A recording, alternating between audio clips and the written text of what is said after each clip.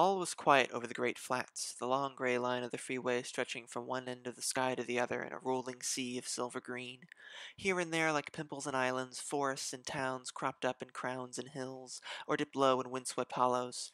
In the distance, the lights of the vast city of Dali kissed the sky in a thousand tiny tongues of enchanted flame. Raphaela Ritzworthy, or Reffi, as she was known to the friends she was sure she'd make eventually, walked the dusty side of the road with a steady, cautious trot, keeping her eyes peeled along the dark horizon. She was walking with her godfather, so it paid to be alert. Raffi's godfather was a wizard. He was also her mentor in the secret arts of magic, because it was difficult for him to keep his mouth shut, and they both figured it was better for her to become a wizard on purpose, rather than just pick it up by osmosis. His name was Pellucid the Mauve. All the good colors were taken, he always explained, and his primary business was other people's. He specialized, in fact, in other people's business, and it was his pride and joy that he could squeeze his nose into just about anything so long as he had no reasonable right to get entangled with it. He was a prime investigator of the forces that moved the world, at least according to him. But that was what wizards were meant to do. They were investigators, guardians, protectors, walkers. They were mostly walkers. Walking, Reffi swore, took up 90% of wizarding and witching. Why they couldn't take a car, she didn't know. Well, actually, she did know. Meddling didn't pay very well, and Pellucid's stipend from the International Council of Magery was currently getting eaten by all the back payments he owed them for the gratuitous loans he always took out on his non-profit card. Technically, anything a wizard did wasn't for profit, because by definition they weren't supposed to do things that entirely made sense, or at least help themselves very much. So Pellucid labored under the delusion that this meant he could use his non-profit status to charge the council for any chili dog, orc pie, dwarf-made accessory, or fancy new hat he particularly wanted. Pellucid had a problem with shopping. It was probably better that they were on the Great Flats, far away from the dangerous grip of strip malls. And so they walked. Reffi swore she ought to be used to it by now. Dust rose up from the dwarf-made asphalt in great billowing tracts beneath their feet, like once wet cement now evaporating in a reverse rain, giving up the ghost. Reffi coughed and waved away the rocky weather. Pellucid, she asked, looking around skeptically at the fast-darkening sky spangled with stars at war. Where are we going? Wherever the road takes us, my dear girl, said Pellucid enthusiastically. My feet hurt, said Reffi shortly. My title's the Mauve, said Pellucid. He looked down at her. I'm sorry, I thought we were saying things we thought were obvious. At least you're not the sepia or the coffee-colored, said Reffi, trying to look on the bright side. I wanted to be the umber. Now that's a good color. Umber. A good color, a good spell group. I could have specialized in umber, said Pellucid. But that jerk Fuliginus got it first just because he cut in line. I don't care if he was on fire at the time. He did that on purpose, I swear. He's good at umber, though, said Reffi. That's how he lit himself on fire, isn't it? Umber fire is an inelegant means of improbable combustion. People should just use red fire, like in the old days, said Pellucid. Now it's all just shams and fads. You use mauve fire, said Reffi. Yes, well, I have to adhere to my name, said Pellucid. I am, after all, Pellucid the Mauve, wizard of the 7th degree, certified mage by admission of the Sub-Council of Unfortunate Powers, Special Case Appeals Division. Pellucid, keeper of the Forbidden Circle, haunter of malls. Oh, yeah, said Reffi. How's that circle, by the way? Pellucid took out a wooden hoop from under his raggedy cloak and spun it on one arm. Oh, still forbidden, he said smilingly. They wouldn't entrust this to just anybody, you know. Terrible things, I say, terrible things would happen if I let this circle be unforbidden. What's the opposite of forbidden? Allowed, asked Reffi. Yes, allowed, said Pellucid confidently. Terrible things would happen if I let this circle be allowed. Reffi looked away, smiling and feeling a bit bad. She was one of the few who knew that the council had entrusted him with that dwarf child's hula hoop just in the hopes of keeping him out of trouble. It was forbidden, in that she was forbidden to ever tell him that it was harmless, or that it had been painted to glow in the dark like that, which explained why it was flaking a little at the edges, but it kept him happy and usually kept him from digging up dangerous dragons who would have much rather been left underground. Far away, a train sang out its mournful cry, howling like a wolf at the moon. Reffi looked up at the sky. Overhead, a star went supernova as the combined might of an astral armada took down its fiery dot, erupting in a blossom of light that lit up the whole of the sky like an ocean in zero gravity. The blast of it was so great it seemed to stir gently in Reffi's red hair, even from its vast distance, like the passing breath of armies on the way to earthbound graves. The flash passed like a strike of slow lightning, and Pellucid rubbed his eyes. Amazing, he whispered. A once-a-lifetime event. Reffi looked at him skeptically. That happens like once a month, she said. I mean, it would be a once-in-a-lifetime event if outside of an interstellar war, said Pellucid. He paused, looking excited. Do you suppose the debris from the explosion will fall on our heads? I should cast a protection spell. No, said Reffi very quickly. She reached up, staying his hands as he reached for his extendable staff. She laughed, awkwardly, eyes darting upward for any sign of shooting star fragments. What's the need? What's a knock on the head to compared to potential magical complications? Pellucid lowered his extendable staff slowly, folding it back up like a sad tripod. What are you implying? He asked suspiciously. Surreptitiously, Reffi palmed her own wand and stuck out her thumb. The freeway reflectors tinkled with ancient spells, and she tilted the prism of her wand to reply. Toot toot! A car horn sounded with merry distance. Toot toot! The twin headlights of an unblinking car came rolling improbably down the wide oceanic hills, humming and drumming in the vast cricketing silence of the great flats like the music of one man chasing a bee. Oh, would you look at that, Pellucid, said Reffi with forced surprise. It's a car! We should try hitchhiking.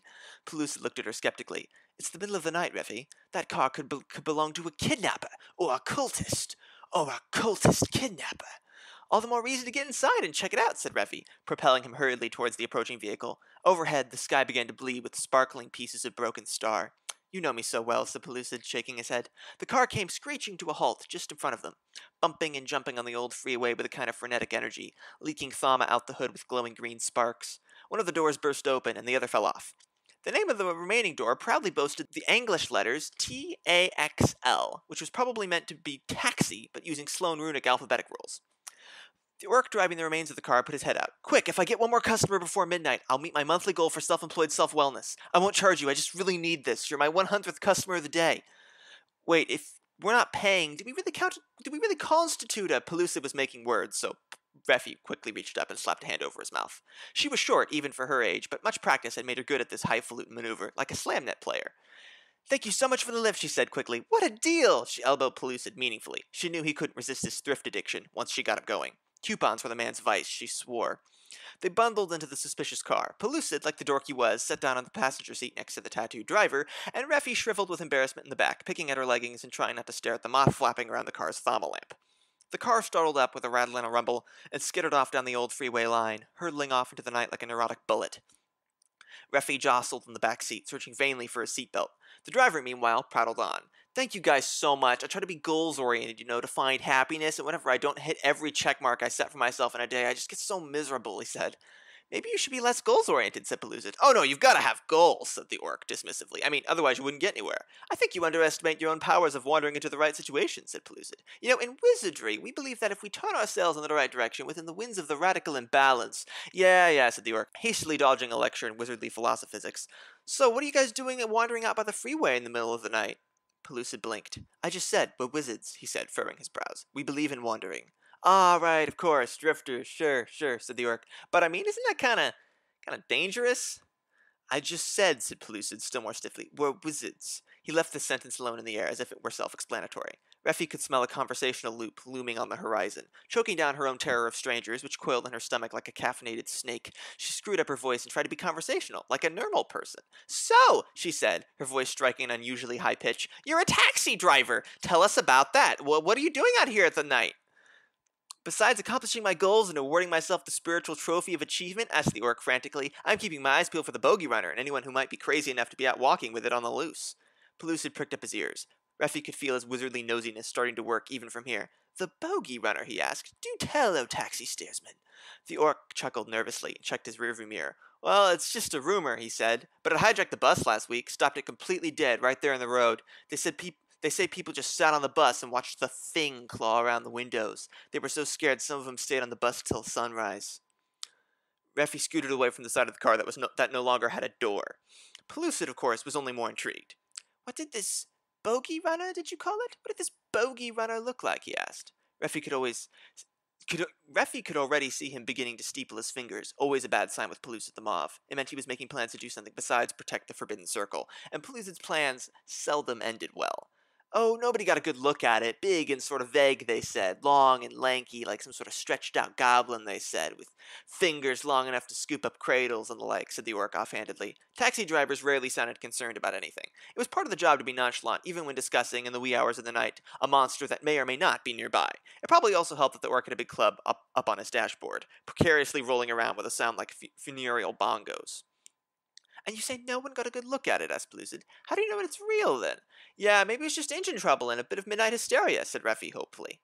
I took a kid just the other day, said the orc, just as nonchalantly, but his voice dropped slightly, like someone talking about a dead animal.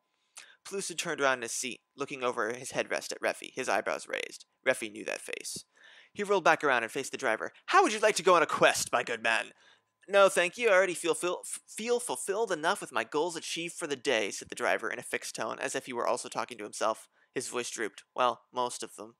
He sighed. The black line of the freeway rolled away into darkness gray, past a lone train station looking lost in the night, and overhead a cloud bank rolled in and hid the cities of the moon. It was 15 minutes past midnight. The car rolled into a small town that wasn't on any maps. The sign by the side of the freeway named it Grenadier, but the sign of the gas station was larger. It was PUBG's In and Out, one of those one-of-a-kind country establishments that was part Thama gas tank, part greasy diner, and part motel murder scene. The two ends in the inn made the shape of a little bed, and the T and out made a little toilet.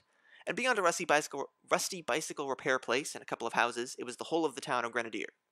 The In and Out was plastered with a mass of neon signs, twinkling with a glare that blotted out the stars, what seemed to be the amalgamated advertising of 50 years dribbled off the old gray-white walls, curdling with history. There was still a war recruitment poster and a vending machine for defunct bubble drinks. An oscillating candy-striped pole in the window read Barber, and another next to it read 24-hour lapidary, with the added assurance, "Yes, we cut diamond," and a little neon picture of a dwarf looking happy. The taxi rolled rumbling to a spastic halt by the Thama pumps and stopped short with a jerk of the emergency brake, which seemed to be the only brake the vehicle had. "How much do we owe you?" asked Pellucid. "He said it was free, Pellucid," Reffi hissed. Pellucid might be coupon mad, but he was painfully honest. It was a little hard to watch. "I'm just happy to hit my goals," said their driver. He took out a notebook and thumbed through some figures. "I wonder if I could hit 110 before 1.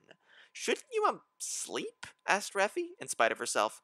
"Oh, I've already missed my goal for 8 hours of sleep," said the driver. "I start my next shift at 6, so there's really no point in starting now." "Oh," said Reffi, awkwardly. "Okay." "How much should I tip you?" asked Pellucid. "I don't have a lot of money. Do you accept life advice instead? How about magic tricks?" "No," said Reffi very forcibly. "He does not accept magic tricks." "I'll just tip you $1, said Pellucid, taking out his battered little polka dot wallet. Reffi scooted out through where the car door had once been, and Pellucid clambered awkwardly out of the passenger seat, unfolding like a card game as he stood up. "Blessings," he said cheerfully, as he bent to bid the driver farewell. Hooting, the car choked and jolted off into the night to try and find its 110th passenger. "Is it going to be okay?" asked Reffi. "Oh, I'm sure the bogey runner doesn't attack cars," said Pellucid the Mauve, waving as their ride disappeared into the last lingering glimmer of the midnight supernova.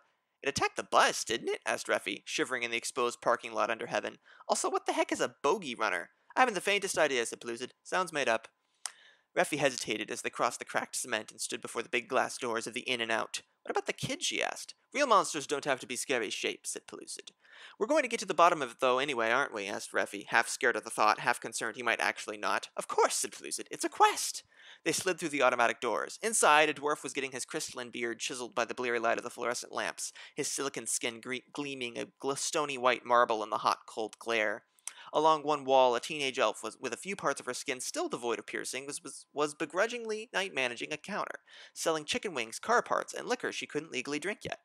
Pellucid strode over to the elf maiden. Young elf ladies were technically maidens, not girls, according to polite vernacular, just as dwarves were lasses and goblins were fillies, and put his elbow on the counter. "Excuse me, I'm Pellucid the Mauve," he explained, "wizard of the 7th degree, keeper of the Forbidden Circle, and haunter of malls."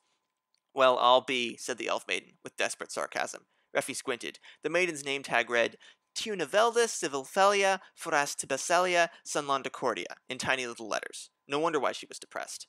It's Pellucid the Mauve in the flesh," said Tiunavelda Civilfelia Forastibasselia Sunlandicordia dryly. "Somebody pinch me. Aren't you the one who burned down the orphanage?" "Decommissioned orphanage," said Pellucid brightly. "No one was using it. Well, some webbats were, actually." "Wouldn't that just be vampires?" asked Tiunavelda Civilfelia Forastibasselia Sunlandicordia, whom Reffi mentally decided to refer to as simply Tiunavelda to avoid rapid onset insanity. "No, webbats are very different," said Pellucid. "Also, the orphanage was an accident." He leaned on the counter, perusing the vast array of chicken wings and all their varying degrees of cold crunchiness. "Speaking of orphanages," he said, "have you heard anything about a missing young person?" "What, you lose your other daughter or something?" asked Tiunavelda. "Not that I care," she added very quickly, like she was not only afraid of feeling something, but feeling by imaginary proxy if somebody should so happen to imagine she felt something. "What? No, I'm not his daughter. He's just my godfather," said Reffi very quickly, standing a little further from the man in pale purple robes. "What are you, some kind of like mini-wizard?" asked Tiunavelda, looking down at her. Reffi was 14, only 4 or 5 years younger than the maiden, but short enough you wouldn't guess it. Apprentice witch, yeah," said Reffi. Raphaela Ritzworthy the Luminous, actually. She hoped this would kindle some sisterly overlong name solidarity, but if the elf appreciated the common affliction, she didn't show it. Tiunavelda turned to Pellucid. Are you talking about the kid taken by the bogey runner? She asked lazily. Pretty sure he's already dead by now, and anyway, the cops are on it. Ah, yes, but now a wizard's on it, so even if he is dead, he may not be for long, said Pellucid. Please don't try to resurrect anyone, said Reffi imploringly. Remember last time? She shuddered. Backwards alive was so much worse than dead. Thank goodness Gunthor and the Apple Blossom Pink had been there to sort that one out. Do you have anything that belonged to this missing boy? His name, for instance? Asked Pellucid. Look, I'm not his mom, wizard, said Tionavelda. Are you going to buy some wings, or are you just going to hold up the line? There's no one else in line but us, said Reffi. There could be an invisible guy behind you. You don't know, said Tionavelda. Ahem, if there was an invisible man behind us, I'd know, said Pellucid. He tapped his hat. Wizard. I think his name started with a T or something. Maybe it was Toby? With that, the elvish maiden retreated behind a fashion magazine, flipping through the moving pictures with sullen, flexible fingers.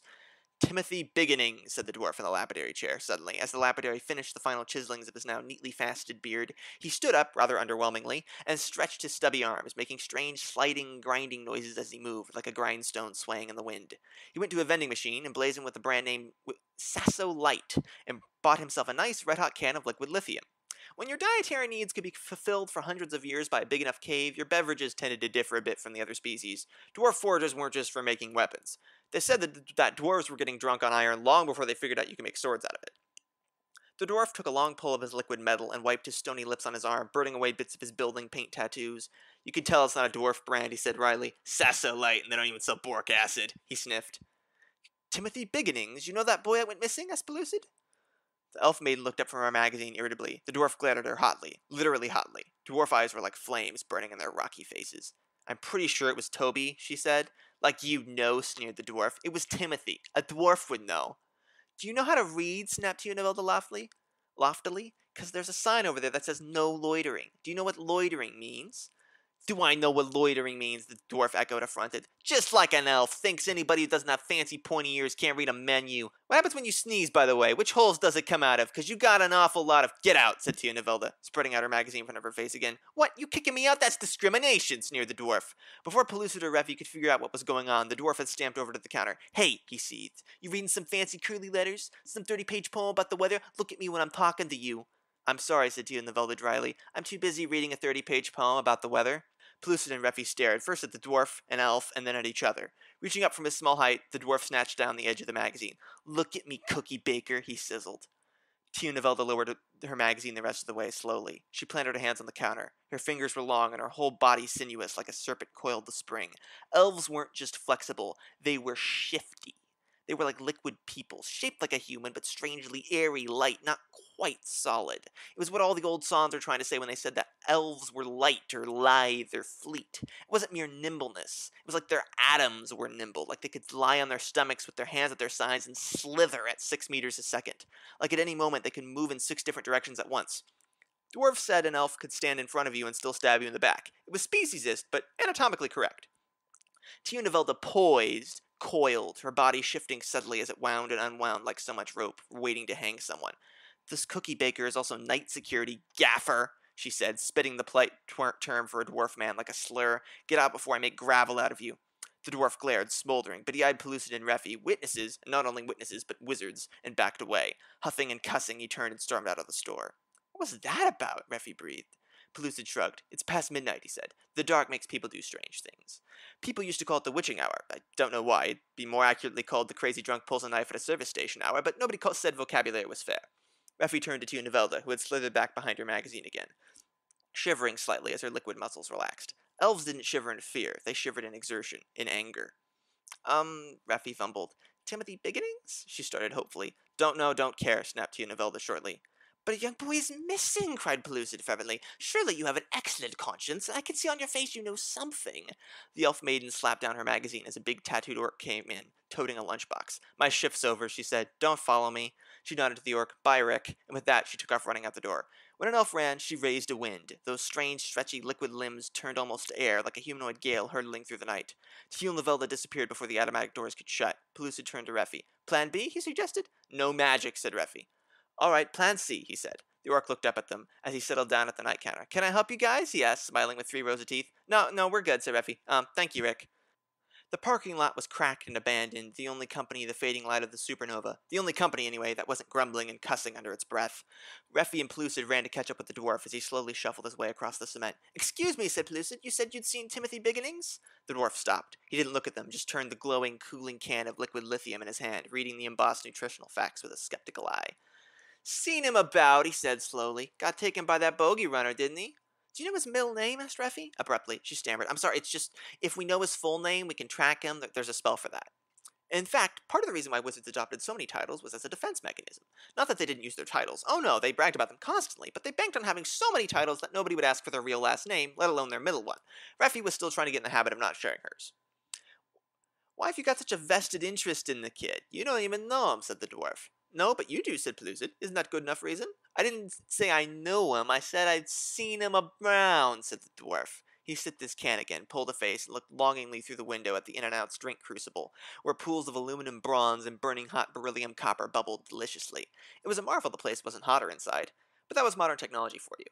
"Maybe I'd remember more if you jog my memory," he said. "Beryllium copper tends to get the old brain going. Copper's what they say the brain's made out of, you know. My uncle had to get some soldering done recently." "Are you seriously asking for payment to provide information on a missing child?" said Reffi, her horror overcoming her shyness. "What kind of person are you?" "He's not a child, he's a kid. You know, like 20, 25, 17 or 18 in human years," said the dwarf. "And you're not cops," he went on. "It's not your business." "Anything can be a wizard's business. We are Jackson Jills of every trade. That's what magic means, you know," said Pellucid. "Yes, I know," said the dwarf. "It's annoying. My uncle got blasted in the head by a wizard. Why do you think he needed to get the soldering? Lucky us dwarves are still repairable. You guys have to get, what, pig's knuckles or something implanted in ya?" It's not quite like that," said Reffi. "Yeah, whatever," said the dwarf. He flexed his arm, where his building paint tattoos showed several promiscuous phosphates. "Well, I'm thirsty, and I have some pretty good liquid cobalt in the crucible at home. Guess I'll see you mages around. Or maybe I won't. Probably won't. Let's keep it that way, okay?" Reffi looked at Pellucid. He reached for his wallet again. She turned to the dwarf. "You know the whole story, don't you?" "Maybe it's been going around the crucible a bit," said the dwarf. "There's a dwarf bar not 10 miles from here. Good lava, good ambience, nice hot drinks. Had some folks come in that heard the whole lot of it. Parents come in, tearing up the place, yelling for 'em. You get the picture." "You know what?" said Reffi, stiffening. "No, we're not paying for your drink. Get drunk on your own lava. You're going to tell us what you know, and you're going to tell us here." "Okay, first off, we don't drink lava," said the dwarf. "That's like blood you can also take a bath in. And second off, I don't have to tell you anything. I got a job to be working, okay? There's a nice, well-made goblin auto plow out there that I gotta haul out of a ditch because somebody, excuse me, a human, got drunk and tried to take it for a joyride in the middle of the night." Reffi slid her wand down her sleeve, inching the crystal into her hand. It flashed dangerously. Pellucid looked alarmed. Hey now," said the dwarf angrily. "If you think you could just—" Reffi lowered the wand a little further in her hand. The dwarf didn't try anything. "Reffi, we really ought to have a discussion about using magic responsibly," said Pellucid. "Remember, we are agents of peace and—" "Absolutely, Pellucid," said Reffi. "How about you just leave this part to me, okay?" "I thought you were scared of strangers," said Pellucid. "You know, after the whole—" "I'm not scared of jerks," said Reffi, glaring at the dwarf. She advanced on him. "What's your name?" "Are you kidding me? I'm not stupid. I'm not telling some wizard my name," said the dwarf. "Witch," said Reffi. "Apprentice Witch. You're making a real fool out of yourself, you know that? You're making a big scene out here in public in the middle of the night at an In-N-Out," said the dwarf goadingly. "People probably looking at you being like, 'Who's the crazy girl with the magic wand?'" Reffi blushed but didn't back down. "There was nobody out here anyway. We're the only people in an abandoned parking lot. But if there were people, they'd probably be looking at you and thinking, 'Who's the crazy dwarf talking back to a couple of magic users?'" "Magic user? What are you, a training manual? Nobody says that. You're wizard," said the dwarf, but his tone was now more sullen than aggressive. "Your name," said Reffi, not wasting her breath to remind him that there were also witches. "Might I interject?" began Pellucid, but Reffi just shushed him. She was angry now. There was some young man out there taken by who knows what, and this dwarf knew all about it, and he wouldn't tell them just out of a pure stubborn desire to get some stupid drink. Was beryllium copper an intoxicant for dwarves? She's pretty sure it was. Didn't matter. He was exchanging some boy's safety for snacks.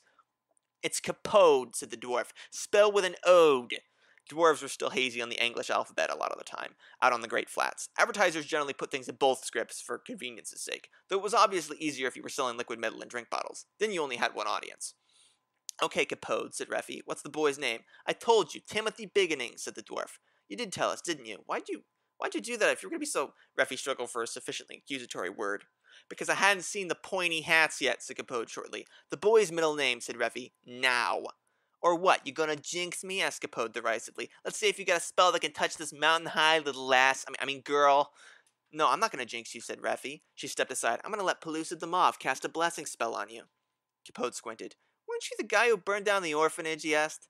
Decommissioned orphanage, said Pellucid quickly. No one was using it, and it was an accident. I was actually attempting a finding spell for a missing sock, but... Okay, said Capote quickly, backing away. I get the picture. You're bad news. Fine. You want to know? He's Timothy Carlisle Beginnings, okay? He works down at the metal foundry across the Pembroke, same as me. You could have checked any lost and found poster from here to Dolly if you just used your eyeballs. I'm out of here. I don't like pointy hats. I hope the bogey runner eats both of you. And the dwarf stormed away, sliding and clumping loudly, glaring at them over his shoulder as he walked down the freeway, his fiery eyes like two fallen stars in the night. Well, there we are, said Pellucid. And you say you're socially anxious. I am, said Reffi, shriveling inside as the anger passed, leaving her hollow and worn out like a dried flower. I just get mad when it's about other people, and then I don't think about it. I'll feel like bile now for the next 6 hours. Well, I don't know what I'd do without you. I confess I can handle just about anything except someone being unkind, and then I just sort of stiffen. I just don't understand them, you know? Why make yourself unhappy? Asked Pellucid in a lost sort of way. He straightened himself up and extended his staff with a snap. So, shall I try a finding spell? The color's what, green? The fluorescent lights might do. No, said Reffi very quickly. I'll do it. But you're the apprentice, and this is like a bequest thing, said Pellucid. Yes, and I should do it for practice, said Reffi hastily. All around them there were explosive thaumatanks. Overhead, the supernova had passed, and the stars were once again winking in near darkness, clouds hiding the moon. In the background, she swore she could hear the superheated drinks crucible bubbling inside PUBG's. There was a surplus of things that could go boom and very little light. Great, Reffi thought dryly. Perfect place to try some magic.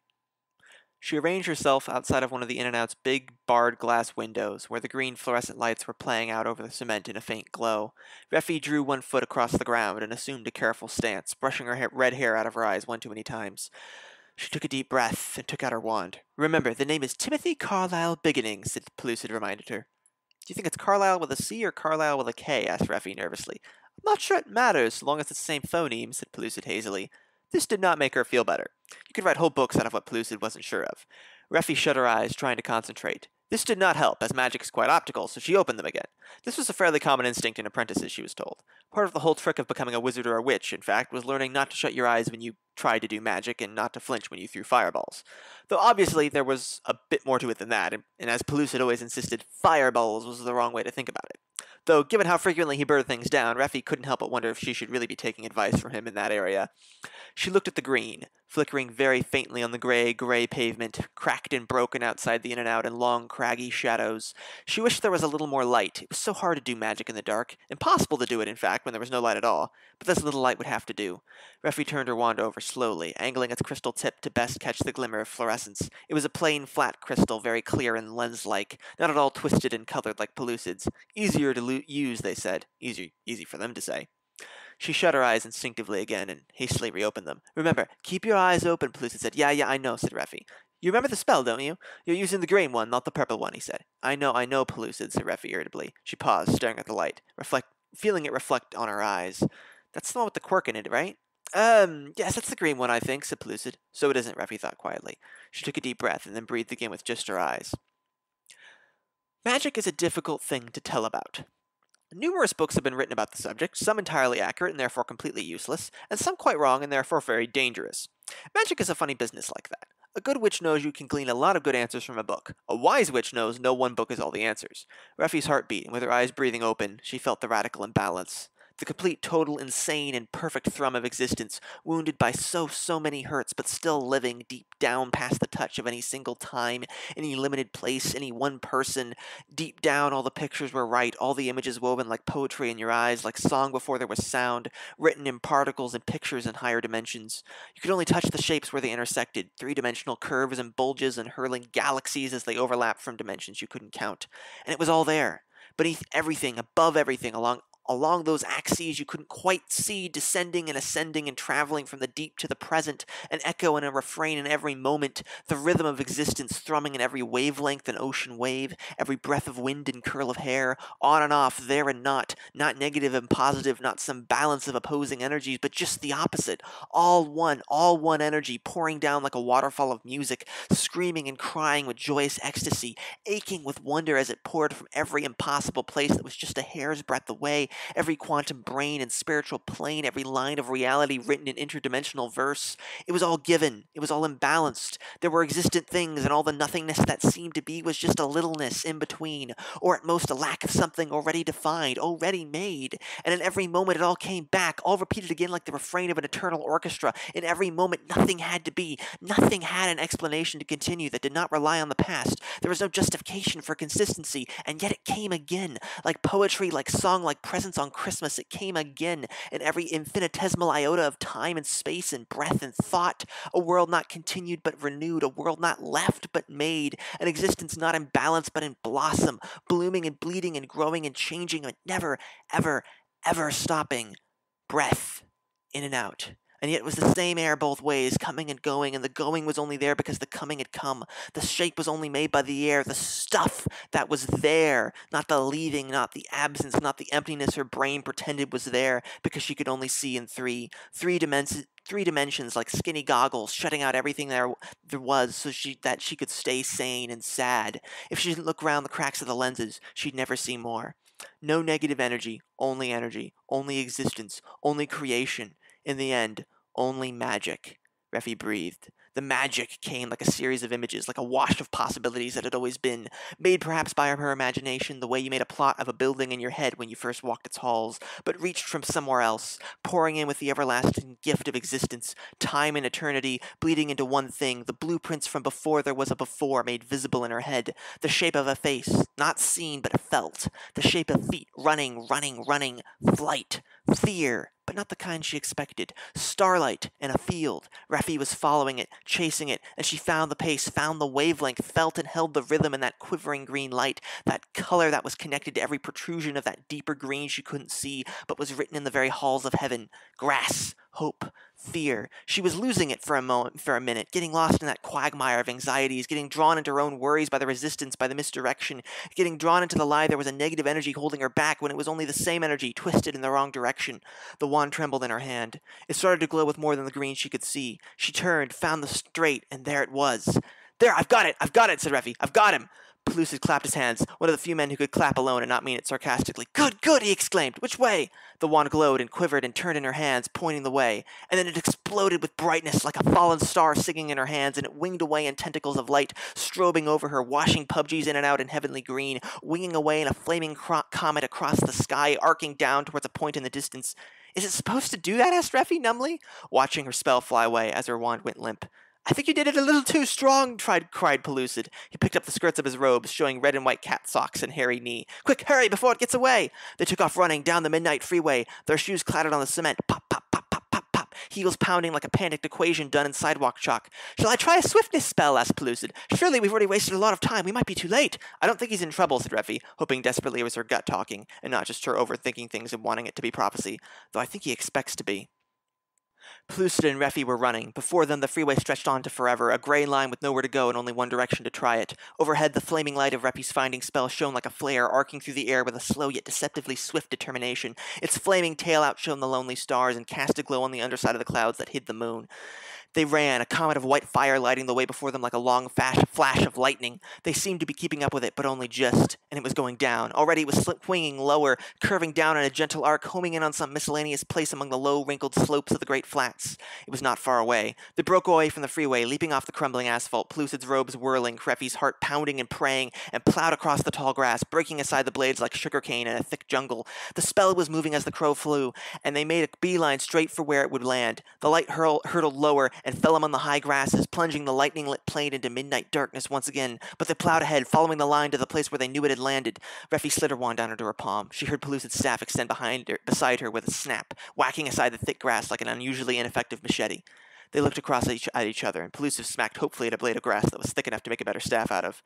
"Maybe we should be more quiet," said Reffi. "Oh, right," said Pellucid. "The bogey runner, yes? If there's going to be a fight," said Reffi, "I just feel like maybe we should be a bit more stealthy about this whole approach thing."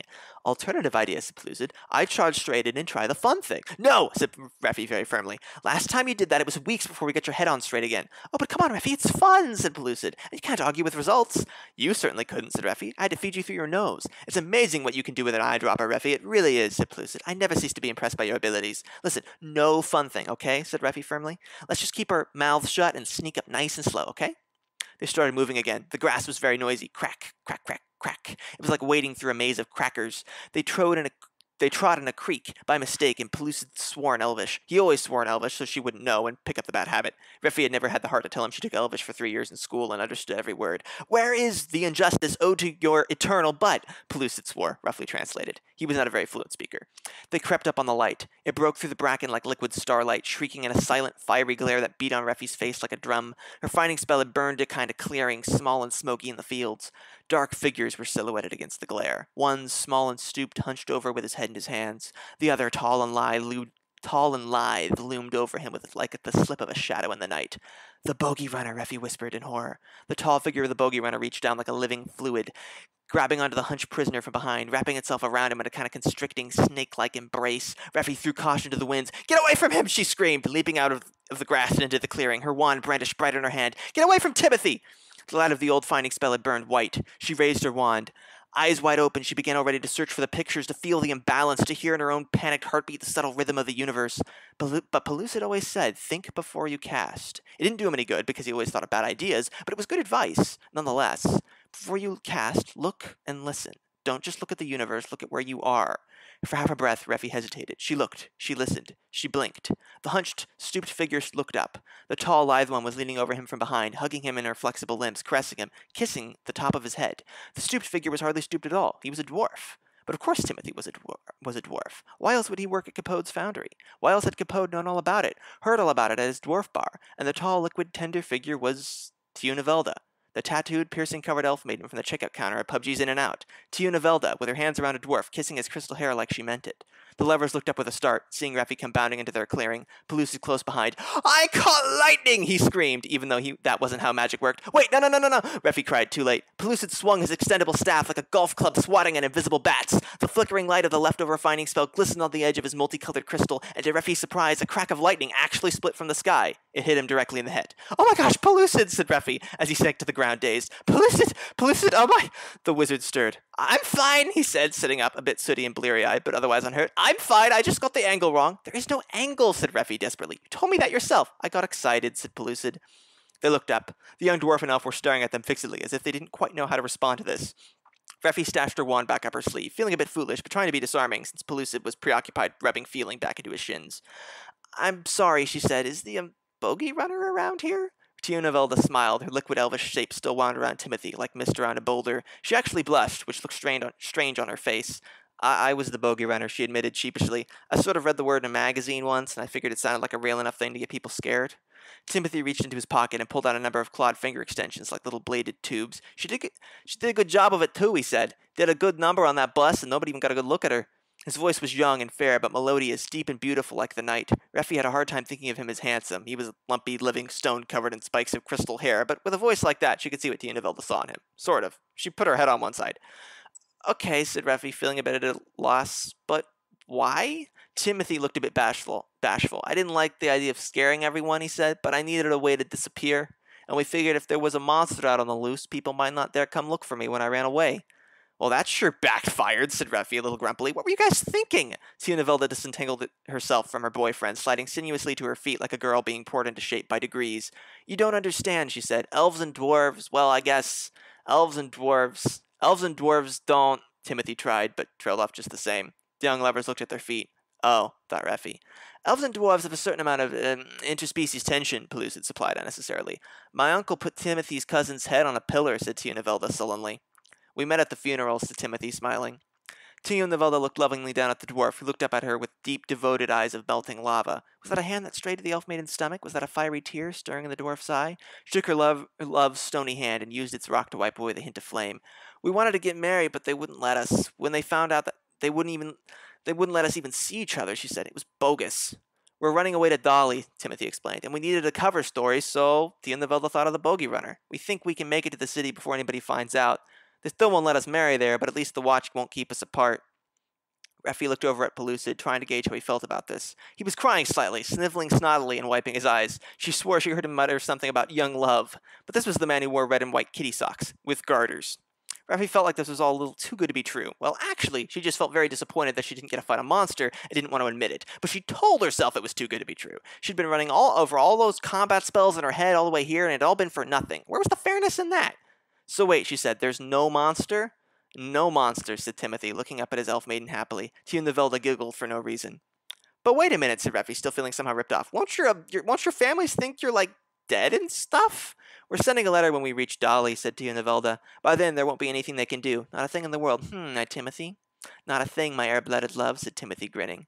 Reffi sighed, the contrary part of her still wishing for a monster. Pellucid appeared at her side, putting a hand on her shoulder. The real monster was the friends we made along the way, he said. What? Asked Reffi blankly. I'm sorry I was, rude to you guys, said Tiundevelda, smiling bashfully. Timothy was out here alone, waiting for me, but I had to finish my shift so they wouldn't suspect, and you guys started asking questions, then old fart started talking. Timothy giggled. Toby, he tittered. It was the first thing I could think of. They say lies are stronger if they have some truth in them, said Tiundevelda. She shoved him playfully. He shoved her back. They almost started kissing again. But yeah, she said, restraining herself. I knew mages could hunt you down with your names, so I wanted you guys to go away. She stiffened as if a new thought had struck her. You can't tell them, she said sharply. You can't tell them, please, guys. You have no idea what they do to him. And her, said Timothy. Oh, I wouldn't dream of it, said Pellucid quickly. We won't breathe a word, will we, Reffi? Speaking of which, Reffi looked around at the smoldering grass, still illumined by flashes of white flame. Sorry about the whole giant light flying through the sky and revealing your position thing. Yeah, we should probably go, said Tiundevelda. Timothy hesitated. Thanks for, he coughed, looking sheepish. Rescuing me. In your heads, I mean. I wasn't in danger, I was just in love, but still, it's the thought that counts. Sure, said Reffi. Anytime. I'm such an idiot, she thought. Bogey runners. But Pellucid believed it too, didn't he? But Pellucid believed fortune cookies. She should have known better. Pellucid approached the happy couple, folding up his extendable staff and storing it away. You know, he said, I think we owe you a little bit of a payment for the fright.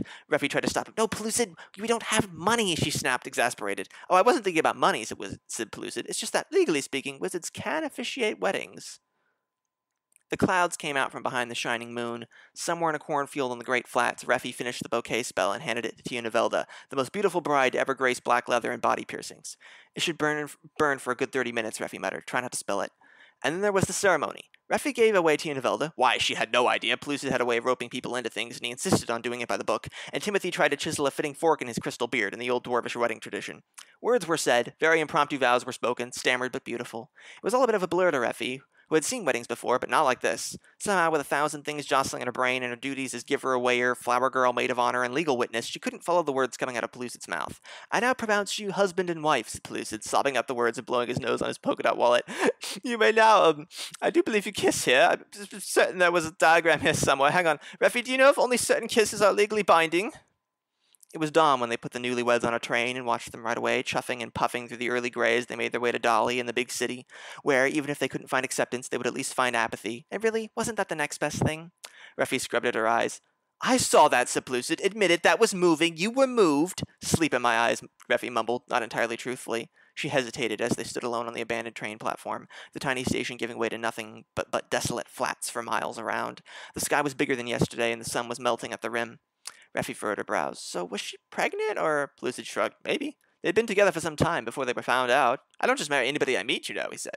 Reffi furrowed her brows still further. So wait, she said, how does that work? I mean, if he's a rock full of lava and she's a, well, whatever it is elves are. Semi-morphological ether liquid, said Pellucid. Is that the technical term, asked Reffi? I don't know, said Pellucid. I just made it up. It sounded good. He paused and yawned enormously. Reffi thought. Was anything that happened last night planned, she asked. I slept, said Pellucid promptly. No, wait, I didn't sleep. So no, nothing. But we did something good, said Reffi. Yes, I think so. At least not bad. The good part may be up to them, said Pellucid. Plenty of things start good. It doesn't make them good unless you put in the work. So, where are we going now, asked Reffi. Somewhere where we can sleep. That park bench looks rather good, said Pellucid. He yawned again, still more hugely. Then we can take a train or something. We spent our last money on their tickets, said Reffi. Well, they might have been caught up with if we hadn't, said Pellucid. Lynchings may not be legal in Dolly, but there's not much of a watch out here. The war and all, you know.